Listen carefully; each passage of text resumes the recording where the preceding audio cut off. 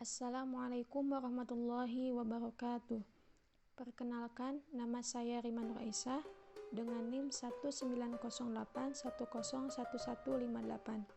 Saya dari kelas PAID semester 4. Dibuatnya video ini untuk memenuhi ulangan akhir semester mata kuliah Sejarah Peradaban Islam Klasik. Dosen pengampu Bapak Ahmad Afandi, MAG.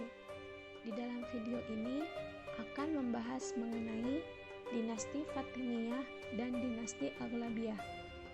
Yang pertama, sejarah berdirinya dinasti Fatimiyah, awal pembentukan dan perkembangannya. Dinasti Fatimiyah adalah golongan Syiah Rafidah yang mengaku-ngaku bahwa mereka adalah keturunan Fatimiyah Az-Zahra. Para sejarawan berbeda pendapat tentang nasab mereka. Ada yang menyatakan mereka menisbatkan dirinya kepada Ismail bin Ja'far Ash-Shadiq, oleh karenanya mereka disebut dengan Ismailiyah. Ada juga yang menyebutkan bahwa mereka menisbatkan dirinya kepada laki-laki asal Persia yang namanya Abdullah bin Maimun Al-Qaddah Al-Ahwal, yang mana beliau itu merupakan penganut mazhab dualisme yang menyatakan bahwa Tuhan itu ada dua, yaitu Tuhan Nur dan Tuhan Kegelapan. Pada tahun 909 Masehi, Sa'id diangkat menjadi pemimpin pergerakan berhasil mengusir Ziyadatullah, yaitu seorang penguasa Aghlabi terakhir, untuk keluar dari negerinya. Kemudian, Sa'id diproklamasikan menjadi imam pertama dengan gelar Ubaidullah Al-Mahdi. Dengan demikian, berdirilah pemerintahan Fatimiyah pertama di Afrika, dan Al-Mahdi menjadi khalifah pertama dari dinasti Fatimiyah yang bertempat di Rokbodah, daerah Al-Qairawan. Selama berkuasa, dinasti ini dipimpin oleh 14 khalifah, yaitu Ubaidillah Al-Mahdi, Al-Qa'im, Al-Mansur, Al-Mu'iz, Al-Aziz, Al-Hakim, Al-Zahir, Al-Mustansir, Al-Musta'ali, Al-Amir, Al-Hafiz, Al-Zwafir, Al-Fa'iz, dan yang terakhir Al-Adid. Adapun faktor-faktor kemajuan dinasti Fatimiyah, yang pertama itu keuletan para dai Syiah, sehingga ajaran Syiah itu sampai ke pelosok Afrika Utara. Yang kedua, ekonomi yang kuat, karena di Mesir terdapat sungai Nil yang menyebabkan daerah sekitarnya menjadi subur, sehingga Mesir menjadi pengekspor gandum dan kapas terbesar pada saat itu. Yang ketiga, angkatan laut yang kuat dan sistem pergantian khalifah atau imam yang jelas. Dan yang terakhir, para khalifahnya cinta kepada ilmu pengetahuan. Selanjutnya yaitu mengenai perkembangan dinasti Fatimiyah. Yang pertama, pada bidang pemerintahan. Dalam pelaksanaan pemerintahan, khalifah adalah kepala yang bersifat temporal dan spiritual. Pengangkatan dan pemecatan pejabat tinggi berada di bawah kontrol kekuasaan khalifah. Menteri-menteri kekhalifahan dibagi menjadi dua kelompok, yaitu kelompok militer dan kelompok sipil. Yang kedua, pada bidang filsafat. Kelompok ahli filsafat yang paling terkenal pada masa dinasti Fatimiyah itu adalah Ikhwanus Sofa. Dalam filsafatnya, kelompok ini cenderung membela kelompok Syiah Ismailiyah.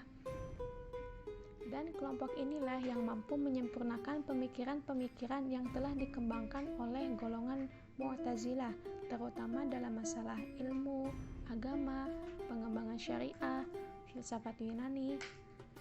Salah satu tokohnya adalah Abu Abdillah An-Nasafi. Yang ketiga adalah bidang keilmuan dan kesusastraan. Seorang ilmuwan yang paling terkenal pada masa Fatimiyah adalah Yakub Ibnu Kilis. Pada masanya, ia berhasil membesarkan seorang ahli fisika yang bernama Muhammad Al-Tamimi. Kemajuan keilmuan yang paling fundamental pada masa Fatimiyah ini adalah keberhasilan membangun sebuah lembaga keilmuan, yang mana disebut dengan Darul Hikmah atau Darul Ilmi, yang mana Darul Hikmah ini dibangun oleh Hakim pada tahun 1005 Masehi.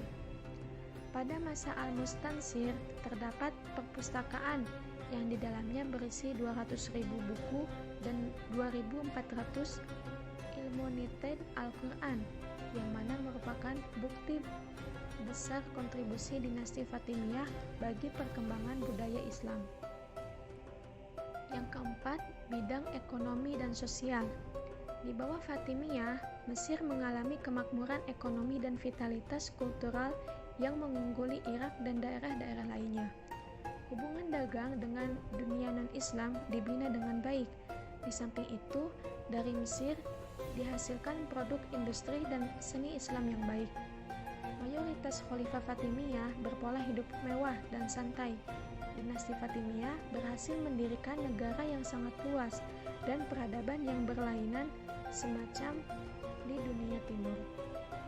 Hal ini sangat menarik perhatian karena sistem administrasinya yang sangat baik, aktivitas artistik, luasnya toleransi, religiusnya, efisiensi angkatan perang dan angkatan laut, kejujuran pengadilan, dan terutamanya perlindungan terhadap ilmu pengetahuan dan kebudayaan. Kelima adalah bidang kebudayaan, ditandai dengan didirikannya Masjid Al-Azhar yang berfungsi sebagai pusat pengkajian Islam dan pusat pengembangan ilmu pengetahuan yang dimanfaatkan oleh kelompok Syiah ataupun kelompok Sunni. Yang keenam, pada bidang ilmu pengetahuan. Untuk memajukan ilmu pengetahuan, Khalifah mengundang para ahli, diantaranya ahli matematika seperti Ibnu Haytham al-Basri untuk mengunjungi Kairo. Dan yang terakhir, pada bidang administrasi. Administrasi kepemerintahan dinasti Fatimiyah secara garis besar tidak berbeda dengan dinasti Abbasiyah. Sekalipun muncul beberapa jabatan yang berbeda, Khalifah menjabat sebagai kepala negara, baik dalam urusan dunia maupun spiritual. Kementeriannya terbagi menjadi dua, yaitu ahli pedang dan ahli pena. Dalam bidang kemiliteran, terbagi 3 jabatan pokok, yaitu amir, petugas keamanan, dan berbagai resimen. Yang terakhir yaitu mengenai masa kemunduran dan kehancuran dinasti Fatimiyah. Sesudah berakhirnya masa pemerintahan Al-Aziz, pamor dinasti Fatimiyah mulai menurun. Adapun faktor-faktor yang menyebabkan kemundurannya, yang pertama, para penguasa yang terlalu tenggelam dalam kehidupan yang mewah. Yang kedua, adanya pemaksaan ideologi Syiah kepada masyarakat yang mayoritas Sunni. Dan yang terakhir, terjadinya persaingan perebutan wazir. Pemerintahan dinasti Fatimiyah berakhir pada tahun 567 Hijriah. Beranjak ke dinasti Aghlabiyah. Sejarah berdirinya dinasti Aghlabiyah. Dinasti Aghlabiyah berdiri di Aljazair dan Sicilia, yang pertama kali didirikan di Afrika Utara, yang berkuasa kurang lebih 100 tahun. Dinasti ini didirikan oleh Ibrahim ibnu Al-Aghlab yang diberi otonomi wilayah yang sekarang disebut dengan Tunisia oleh Harun ar-Rasyid. Aghlabiyah merupakan dinasti kecil pada masa Abbasiyah yang para penguasanya adalah berasal dari keluarga Bani Al-Aghlab, sehingga dinasti ini dinamakan dengan Aghlabiyah. Awal mula terbentuknya dinasti tersebut yaitu ketika Baghdad di bawah pemerintahan Harun ar-Rasyid. Di bagian barat Afrika Utara terdapat 2 bahaya besar yang mengancam kewibawaannya. Pertama dari dinasti Idris yang beraliran Syiah, dan yang kedua dari golongan Khawarij. Dengan adanya 2 ancaman tersebut, terdoronglah Harun ar-Rasyid untuk menempatkan bala tentaranya di Ifriqiyah di bawah pimpinan Ibrahim ibnu Al-Aghlab. Setelah berhasil mengamankan wilayah tersebut, Ibrahim pun mengusulkan kepada Harun ar-Rasyid supaya wilayah tersebut dihadiahkan kepadanya dan anak keturunannya secara permanen.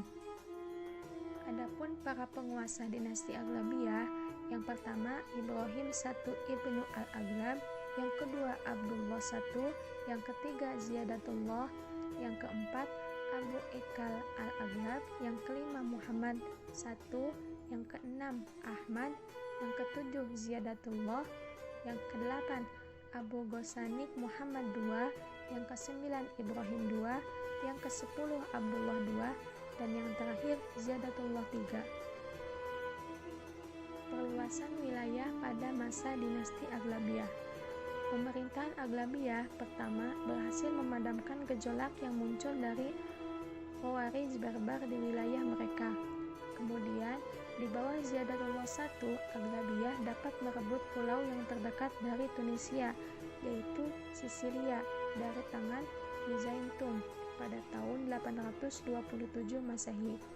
Selain untuk memperluas wilayah penaklukan terhadap Sisilia, ekspedisi ini pun bertujuan untuk berjihad melawan orang-orang kafir, sehingga wilayah tersebut menjadi pusat penting bagi penyebaran peradaban Islam ke Eropa Kristen.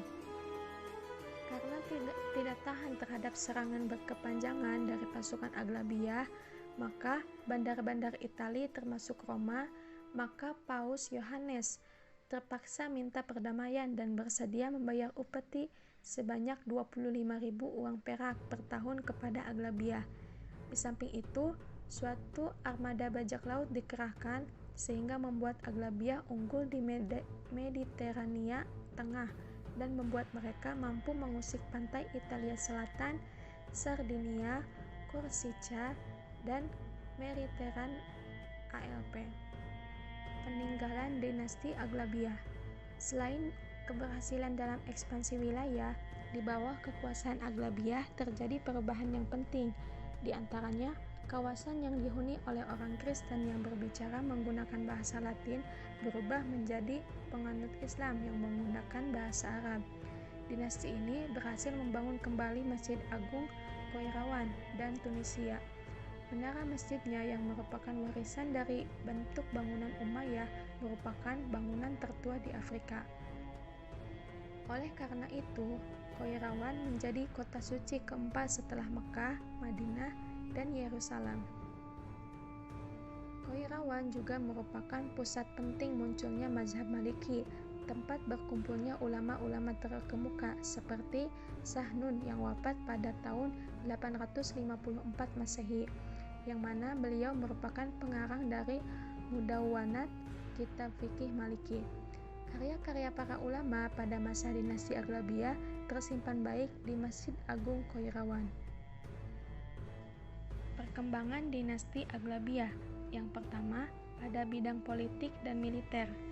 Setelah dinasti Aghlabiyah mendapat pengakuan oleh khalifah di Baghdad, maka penguasa Aghlabiyah melakukan peluasan wilayah, terutama ke daerah sekitar Afrika Utara, dan memadamkan pemberontakan kaum Khawarij barbar. Kemudian, dia mengerahkan armada bajak laut sehingga membuat Aghlabiyah unggul di Mediterania Tengah dan membuat mereka mampu mengusik pantai-pantai Italia Selatan, Pulau Sardinia, Korsika, dan lain-lain. Sejak itu, Sisilia berada di bawah pemerintahan Muslim Aghlabiyah. Pulau ini menjadi pusat penting bagi penyebaran kultur Islam ke Eropa Kristen melalui Universitas Palermo yang didirikan oleh pemerintahan Islam di Pulau Sisilia. Selanjutnya pada bidang ekonomi. Di bidang ekonomi, Aghlabiyah juga telah mengalami kemajuan yang pesat yang pernah ditemui sebelumnya di Afrika sejak abad ketiga Masehi. Kemajuan ini didukung oleh kemajuan di bidang pertanian, perkebunan, perdagangan, perindustrian, persenjataan, dan kerajinan, terutama di daerah Qairawan, sehingga nama kota ini terangkat sebagai kota metropolitan dan kota paku bumi Afrika.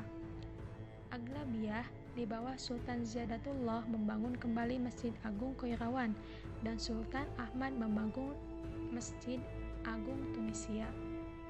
Dan yang terakhir merupakan kemunduran dari dinasti Aghlabiyah.